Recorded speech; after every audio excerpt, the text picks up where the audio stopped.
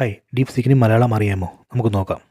ഞാനിപ്പം ഈ ഒരു ക്വസ്റ്റ്യൻ ചോദിക്കാൻ പോകും. ഏറ്റവും പുതിയ ആൻഡ്രോയിഡ് ഏതാണ്? അതിപ്പോൾ ആൻസർ പ്രിപ്പയർ ചെയ്യുകയാണ്. ഇവിടെ ആൻസർ ചൈനീസിൽ കാണിക്കുന്നു. ഇതെങ്ങനെ ഫിക്സ് ചെയ്യാമെന്ന് കാണിക്കാം. Same question web search enable ചെയ്തിട്ട് ചോദിക്കാം.